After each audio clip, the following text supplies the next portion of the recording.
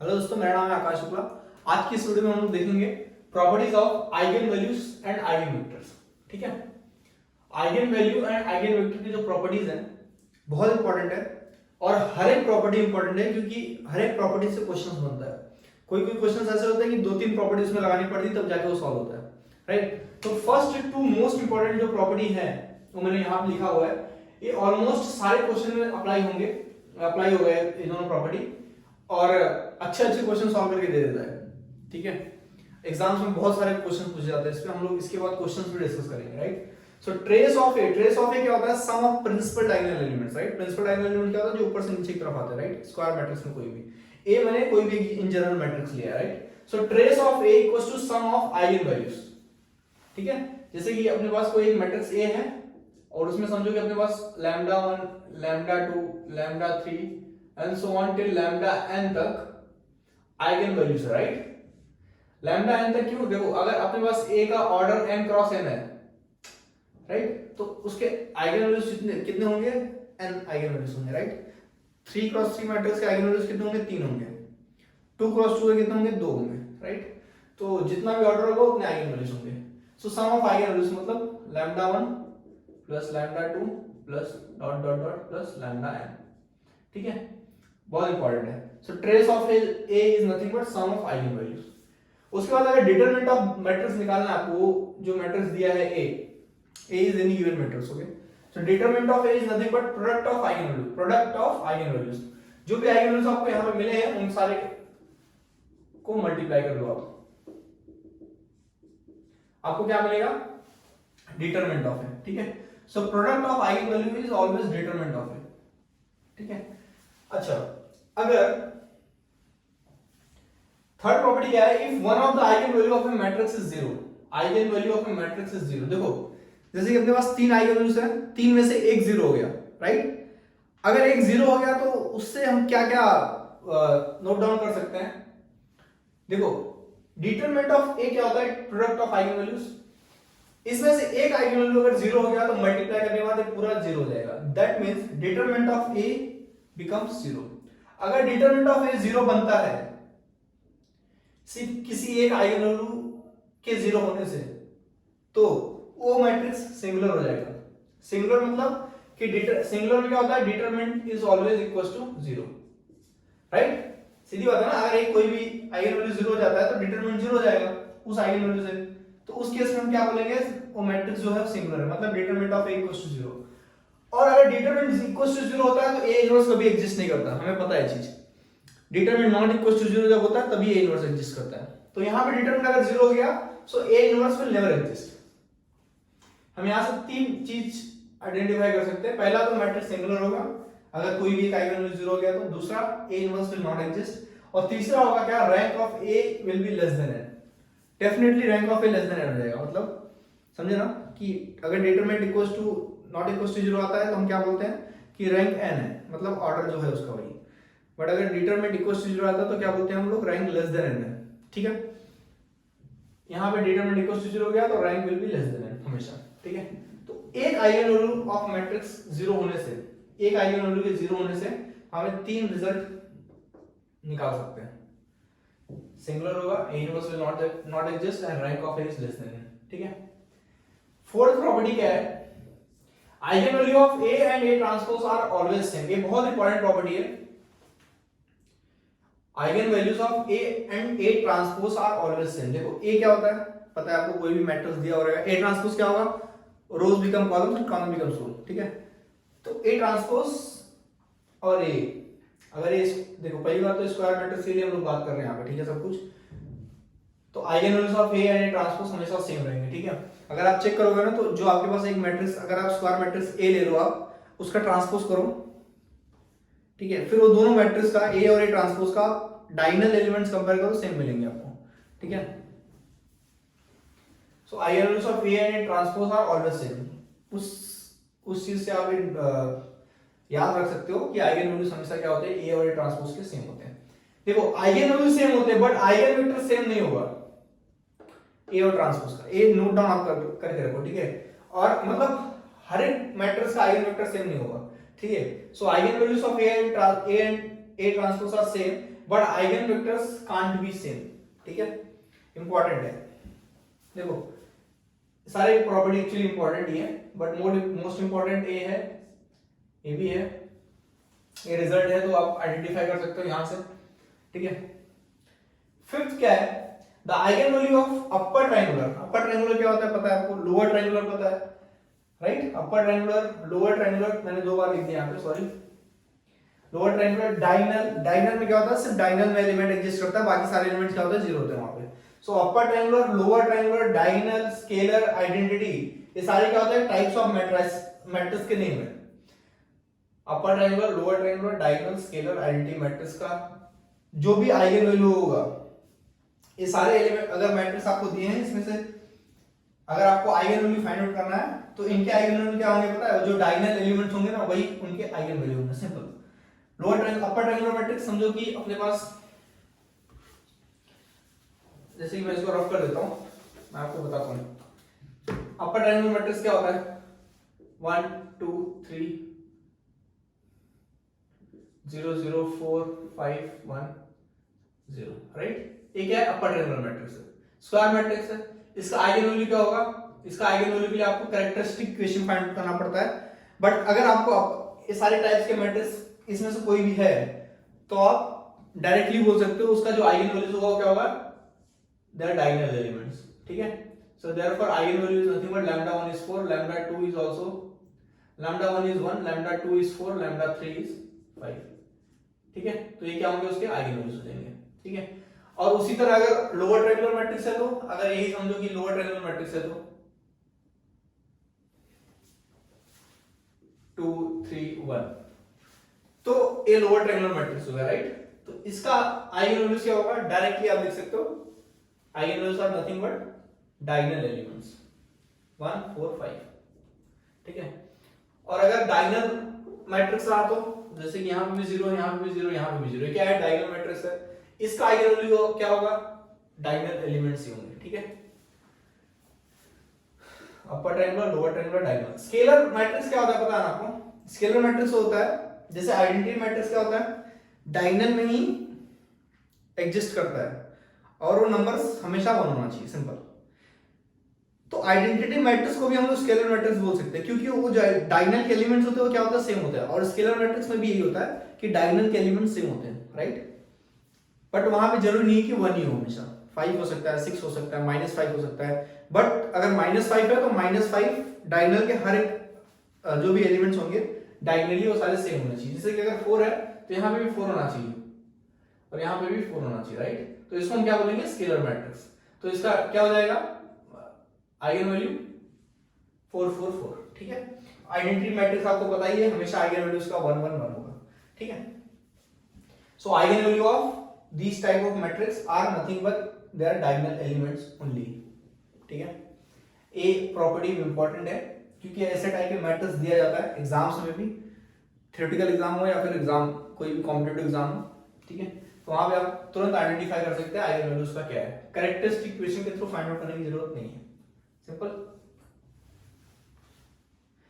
6 क्या है result, if lambda is eigen value of orthogonal matrix. सबसे पहली बात तो ऑर्थोगोनल मैट्रिक्स होता क्या है, ऑर्थोगोनल मैट्रिक्स क्या होता है,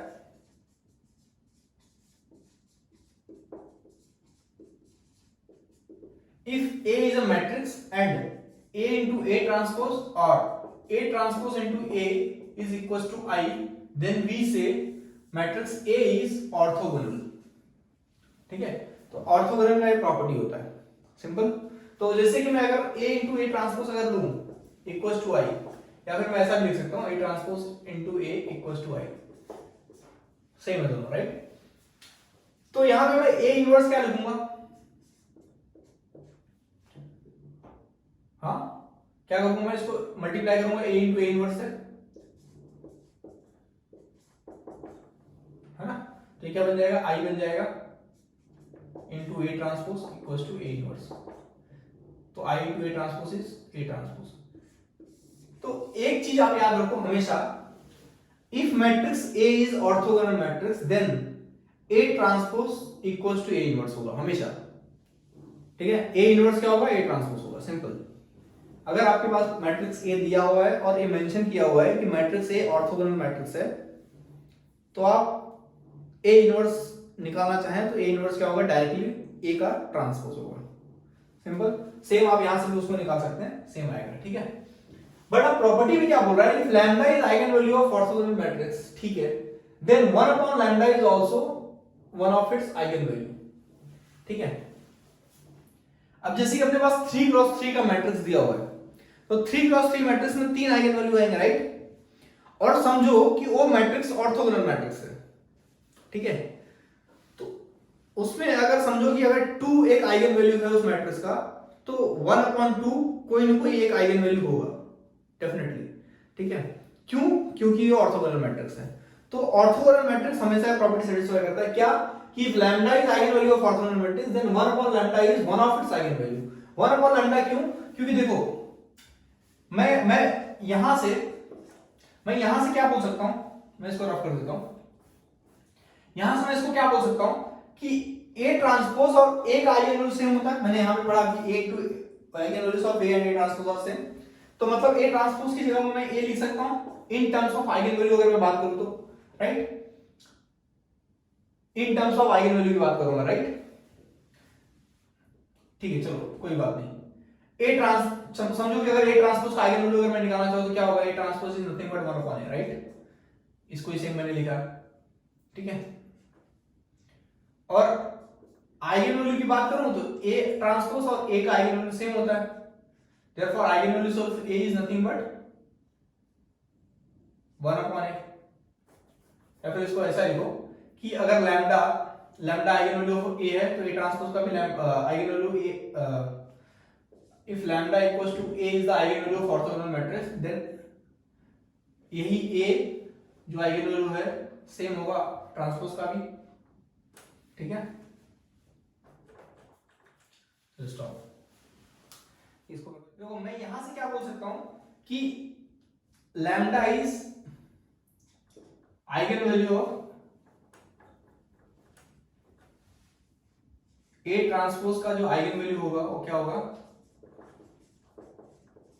लैम्डा होगा, राइट। सो ए इनवर्स का आइगन वैल्यू क्या होगा,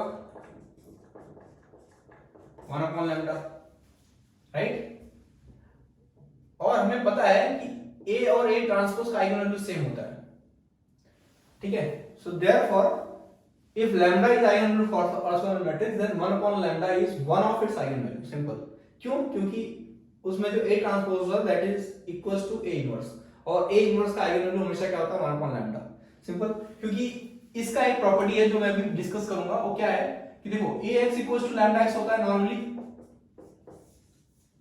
इसको हम लोग प्रूव कर सकते हैं कि f of Ax equals to f of lambda x, ठीक है। ए आप टॉप मार्जिन में लिख के रखो। नेक्स्ट 7th प्रॉपर्टी में यहां डिस्कस कर रहा हूं, 8th प्रॉपर्टी में इसी को लेकर डिस्कस करूंगा, इसको प्रूफ करके भी आपको बताऊंगा, और एक बहुत इंपॉर्टेंट प्रॉपर्टी है, ठीक है। फिलहाल आप याद रखो इसको, if lambda is eigen value of orthogonal matrix then 1 upon lambda is also one of its eigen values, ठीक है। 7th क्या है, इफ लैम्डा आई मतलब कि जैसे कि 3 क्रॉस 3 मैट्रिक्स है तो उसमें क्या रहेगा, lambda 1 lambda 2 lambda 3। So if lambda i is eigen value of non singular matrix, non singular क्या होता है, determinant of A is not equal to 0, simple. मतलब कि कोई भी आइगन वैल्यू 0 नहीं है, ठीक है, कोई भी आइगन वैल्यू 0 नहीं है, नॉन सिंगुलर मैट्रिक्स का मतलब ये, ठीक है। क्या होता है, determinant of A is not equal to 0, eigen value of non singular matrix, then determinant of A upon lambda is eigen value of adjoint of A, is eigen value of adjoint of A, ठीक है। ये property आप याद रखो, बहुत important है। एक question मैंने लिया है सेम इसी प्रॉपर्टी को समझाने के लिए, और सेम टाइप का क्वेश्चन कॉम्पिटिटिव एग्जाम में बहुत बार पूछा गया है। कॉम्पिटिटिव एग्जाम्स जो होते हैं उसमें सेम टाइप का क्वेश्चन और इसी प्रॉपर्टी में पूछा गया है, ठीक है। वैल्यूज सिर्फ चेंज रहेंगे, आप इसको बोल सकते हो कि क्वेश्चन गेट में पूछा गया है, वैल्यूज डिफरेंट थे बस। उसमें क्या बोला है इसमें कि 3, 6, 5 आर आइगन वैल्यूज ऑफ ए। ए के मतलब ए क्या है, 3 क्रॉस 3 मैट्रिक्स है, और 3, 6, 5 क्या है, उसका eigenvalue, simple. Then we have to find eigen values of adjoint of A and determinant of adjoint of A. देखो अगर हमें eigen value of adjoint of A मिल गया तो determinant of adjoint of A मिल जाएगा। क्यों? कैसे? Product of eigenvalue is nothing but determinant, है ना, यहां पे हमने पढ़ा, ठीक है। बट हमें पहले eigen values of adjoint of A मिलना चाहिए, राइट? तो eigen values of adjoint of A कैसे निकालोगे आप? प्रॉपर्टी अपने पास determinant of A upon lambda, lambda I होगा, राइट? लैम्डा आई है तो लैम्डा आई होगा, सिंपल। बट डिटरमिनेंट कैसे मिलेगा? डिटरमिनेंट ऑफ ए अगर हमें फाइंड कर रहे हैं तो कैसे मिलेगा? तो आइगन वैल्यू ऑफ ए क्या है? 365 है, तो ए का डिटरमिनेंट हम निकाल सकते हैं इस प्रॉपर्टी से। क्यों? डिटरमिनेंट ऑफ ए क्या होता है? Product of eigen value. तो आइगन वैल्यू क्या है? 365, सो 3 into 6 into 5 कितना आएगा?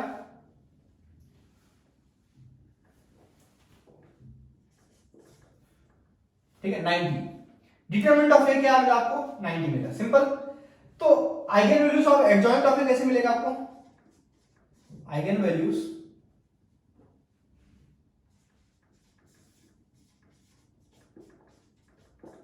क्या होता है? Determinant of A upon lambda I, property हमने पढ़ा, राइट? रिजल्ट एक है अपने पास, तो यहां से हम लोग क्या निकाल सकते हैं? एक आइगन वैल्यू क्या होगा? डिटरमिनेंट ऑफ ए मतलब 90 अपॉन लैम्डा 1। लैम्डा 1 में 3 को बोल सकता हूं, लैम्डा 2 6 को बोल सकता हूं, लैम्डा 3 5 को बोल सकता हूं। सो लैम्डा 1 मतलब 3 comma determinant of A upon lambda 2, determinant of A is nothing but 90 upon lambda 2 is 6 and क्या आएगा? 90 अपॉन 5 से। तो क्या मिलेगा आपको यहां से? 3 30 कितना मिला? 3 5 जा 5 1 जा 5 कितना आएगा? 5 1 4 5 8 जा। सो 30 15 and 18 are the eigen value of adjoint of A। adjoint of A का जो आइगन वैल्यू होगा वो क्या होगा? 13 15 18, ठीक है। देखो हमारे पास एक मैट्रिक्स दिया था A और वो मैट्रिक्स दिया नहीं था, उसका डायरेक्टली आइगन वैल्यू दिया था, right?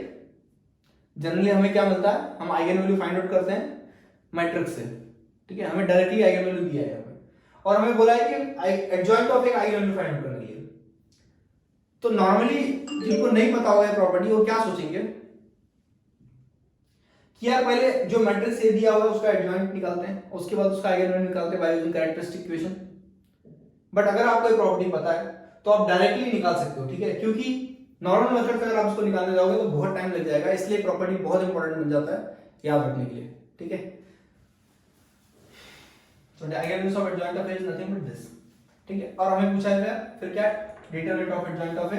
So determinant of adjoint of A is nothing but product of these eigen values. So 30 into 15 into 18, ठीक है। 30 into 15 into 18,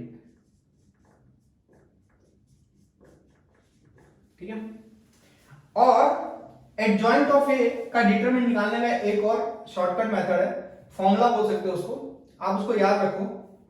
मैं यहां पे लिख देता हूं क्योंकि इंपॉर्टेंट है। क्या होता है? Determinant of adjoint of A is always equals to determinant of A raise to n minus 1। क्या होता है? Determinant of adjoint of A is always equals to determinant of A raise to n minus 1, ठीक है। तो अगर आप determinant of adjoint of A आपको मिला है, यहाँ पे आप वेरीफाई कर सकते हो। बट अगर हमारे पास डिटरमिनेंट ए भी है तो भी हम निकाल सकते हैं एडजॉइंट ऑफ ए का डिटरमिनेंट। हमें जरूरत नहीं है आइगन वैल्यू निकाल के डिटरमिनेंट निकालने की, क्योंकि ये प्रॉपर्टी है अपने पास, ठीक है। तो यहाँ पे अगर हम इस केस में अगर निकालना चाहें तो क्या निकलेगा? ये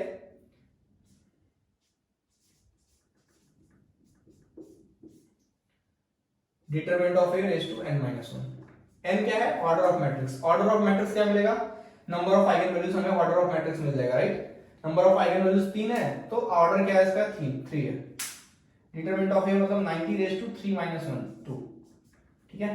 सो 90 into 90 which is nothing but 8100, ठीक है। इसका भी आप मल्टीप्लाई करेंगे तो आपको वही मिलेगा। अच्छा, अगर यहां पे एडजॉइंट ऑफ ए दिया है और उसका भी एडजॉइंट ऑफ ए निकालने को बोला आपको,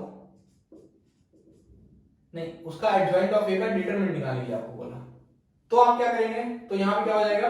determinant of A raise to n minus 2। देखो इसको मैं k लिख सकता हूं इन जनरल, बट k क्या रिप्रेजेंट करेगा? Number of adjoint.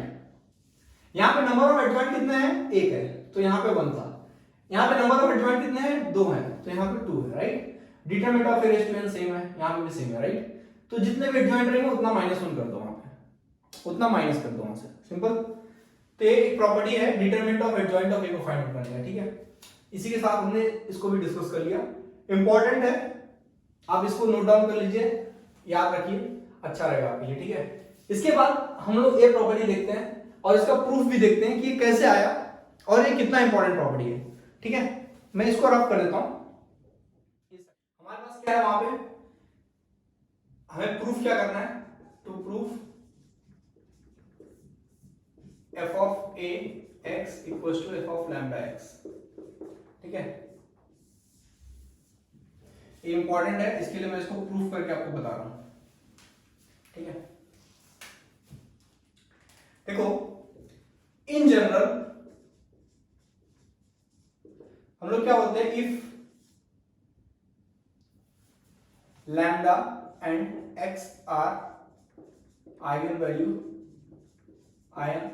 eigenvector of a, then what we say, ax equals to lambda x, right?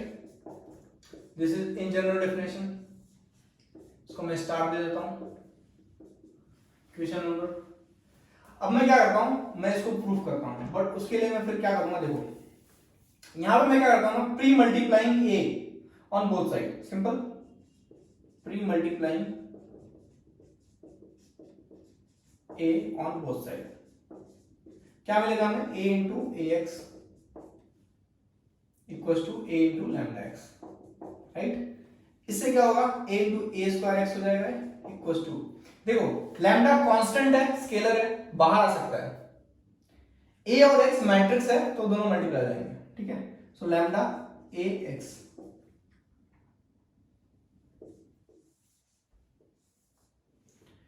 अगर आप ax का वैल्यू यहां से देखोगे तो क्या है, लैम्डा x स्टार इक्वेशन से, यहां पे मैं पुट कर सकता हूं, right. Therefore a square x equals to lambda into lambda x, so a square x is nothing but lambda square x, ठीक है।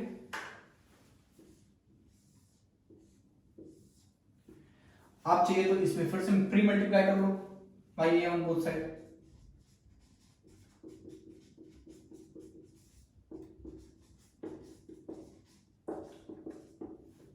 क्या होगा, आपको क्या मिलेगा, आपको a square x a lambda square x, right. तो क्या हो जाएगा, a क्यूब x, यहाँ पे लैम्डा स्क्वायर कांस्टेंट स्केलर है, बाहर निकाल लो, बचेगा क्या ax, और आपको फिर से पता है ax का वैल्यू लैम्डा x होता है, तो आप यहाँ पे पुट कर दो, sir for lambda x a cube x, क्या मिला आपको, a cube x equals to lambda cube x। क्या समझ में आ रहा आपको, नोटिस किया रहेगा आपने, राइट। यहाँ पे a पावर n 1 था तो यहाँ पे लैम्डा पावर 1 था, यहाँ पे a पावर 2 आया तो यहाँ पे लैम्डा पावर 2 आया, यहाँ पे a पावर 3 आया तो यहाँ पे लैम्डा पावर 3 आया, राइट। इससे आप क्या जज कर सकते हो कि a पावर n अगर 4 रहेगा तो यहाँ पे क्या आएगा, लैम्डा पावर 4x, राइट। इसका मतलब मैं यहां से क्या बोलूंगा, if lambda and x are eigen values and eigen vectors of a, then we say ax equals to lambda x। मतलब इस इक्वेशन से मैं बोल सकता हूं कि x और लैम्डा क्या है, लैम्डा और x eigen value and eigen vector of a है, राइट। यहां से मैं क्या बोल सकता हूं, lambda cube and x is eigen value and eigen vector of a cube. यहां से मैं क्या बोल सकता हूं, lambda raise to 4 and x are eigen value and eigen vector of a raise to 4। इसका मतलब इन जनरल मैं इसको क्या लिख सकता हूं, a power n x equals to lambda power n x,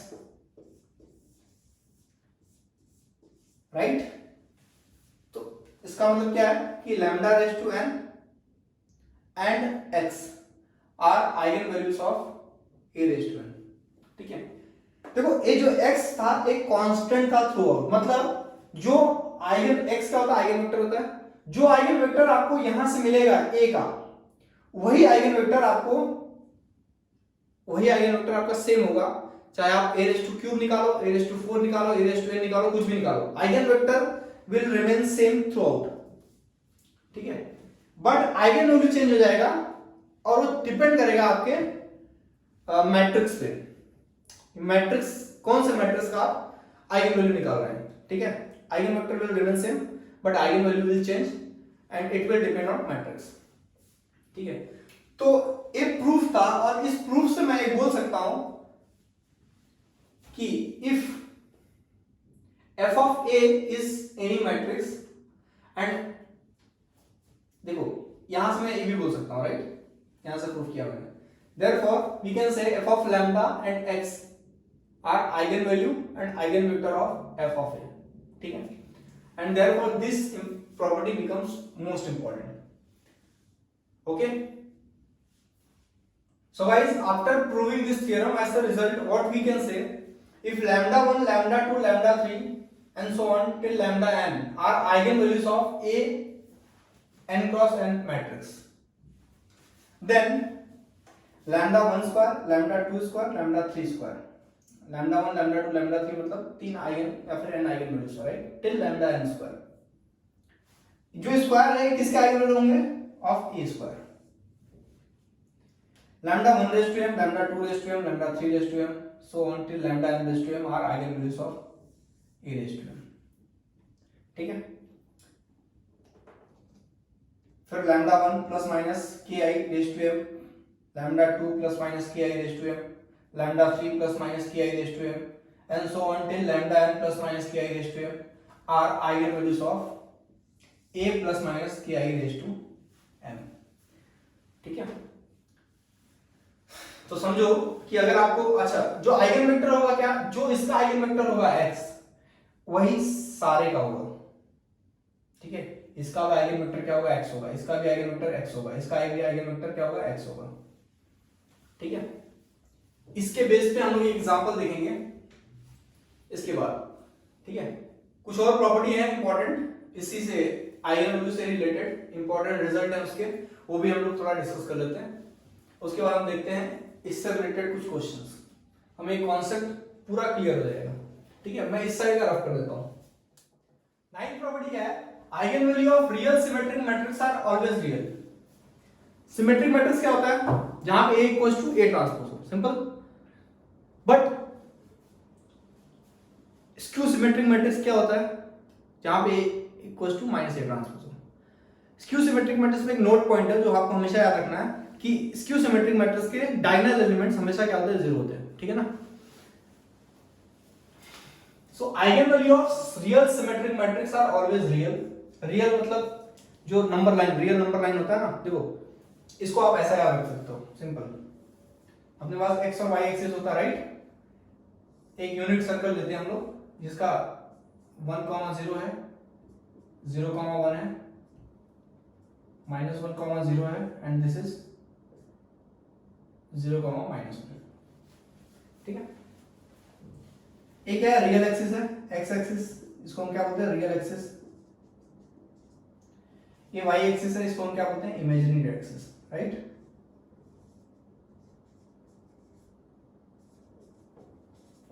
ये क्या है, इमेजिनरी एक्सिस है, ठीक है। अब देखो नोट पॉइंट क्या है, eigen value of real symmetric matrix are always real. Real axis ही है ना, सो सिमेट्रिक मैट्रिक्स का हमेशा आइगन वैल्यू क्या आएगा, रियल आएगा, राइट। इसका मतलब क्या है कि इस एक्सिस पे आएगा, कहीं इस एक्सिस पे जो भी वैल्यूज होंगे वहां पे आएगा। so, यहां पे क्या आएगा, सिमेट्रिक मैट्रिक्स।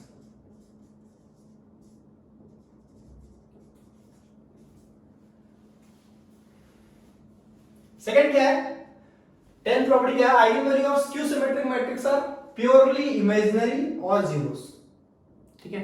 ये आपको याद रखना है, स्क्यू सिमेट्रिक मैट्रिक्स थोड़ा अलग है, कुछ तो अलग है इसमें। स्क्यू सिमेट्रिक मैट्रिक्स को लेके आपको याद रखना है कि पहला उसके डायगोनल एलिमेंट सारे जीरो होते हैं, और दूसरा आइगन वैल्यू उसके या तो प्योरली इमेजिनरी होंगे या तो जीरोस होंगे, ठीक है। तो उसका मतलब इमेजिनरी वाली बात आई तो कहां आएगा, y एक्सिस पे आएगा, तो यहां पे क्या आएगा, स्क्यू सिमेट्रिक मैट्रिक्स। यहां पे जो भी वैल्यू होंगे y एक्सिस पे लाई करेगा स्क्यू सिमेट्रिक मैट्रिक्स, ठीक है। थर्ड क्या है, 11th प्रॉपर्टी क्या है, eigen value of orthogonal matrix are unit modules, मतलब कि ऑर्थोगोनल मैट्रिक्स जो भी होगा उसका आइगन वैल्यू क्या आएगा, आपको 1 आएगा, राइट, यूनिट मॉड्यूल रहेगा, ठीक है। तो ऑर्थोगोनल की बात आई तो 1 मतलब यहां पे लाई करेगा,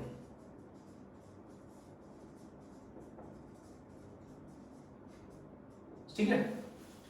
अच्छा, इसी के करस्पॉन्डिंग 3 और मैट्रिक्स के टाइप हैं, उसको भी हम लोग इसी में डिस्कस कर लेते हैं।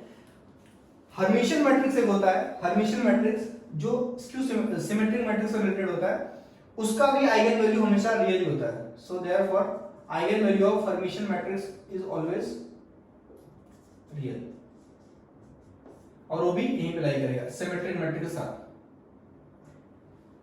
उसके बाद होता है स्क्यू सिमेट्रिक मैट्रिक्स, तो इसी के पैरेलली होता है skew Hermitian matrix,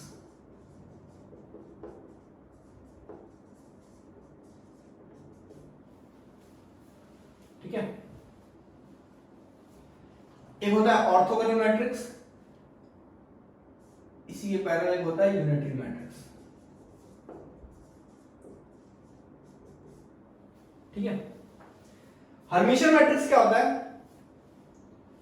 Hermitian matrix कहां क्या होता है, जहां पे a theta equals to a होता है। स्क्यू हर्मिशियन मैट्रिक्स क्या होता है, जहां पे a theta equals to minus a होता है, राइट।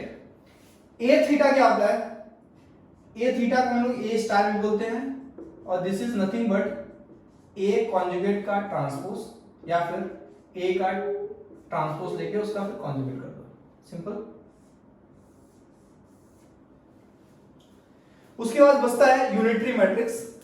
यूनिटरी मैट्रिक्स क्या होता है, जैसे ऑर्थोगोनल मैट्रिक्स में क्या होता है, a into A transpose equals to A transpose into A equals to I होता है, राइट। वैसे यूनिटरी मैट्रिक्स में क्या होता है, a into A theta equals to A theta into A equals to I. मैंने बताया ए थीटा क्या होता है, कॉन्जुगेट ट्रांसपोज, ठीक है। तो अगर आपको ये डायग्राम याद है तो आपको ये तीनों प्रॉपर्टी इजीली समझ जाएंगे और याद हो जाएंगे। और तीन ही नहीं, इसके रिलेटेड जो 3 और हैं, special matrix, skew Hermitian, Hermitian और यूनिटरी मैट्रिक्स, ठीक है। सो गाइस, आज की इस वीडियो में हमने आइगन वैल्यूज देखा एंड उसके प्रॉपर्टीज देखे, आइगन वैल्यूज के प्रॉपर्टीज देखे, राइट। नेक्स्ट वीडियो में हम लोग आइगन वेक्टर देखेंगे, आइगन वेक्टर के कुछ प्रॉपर्टीज, मोस्ट इंपॉर्टेंट प्रॉपर्टीज को डिस्कस करेंगे with the help of examples, ठीक है। Thank you.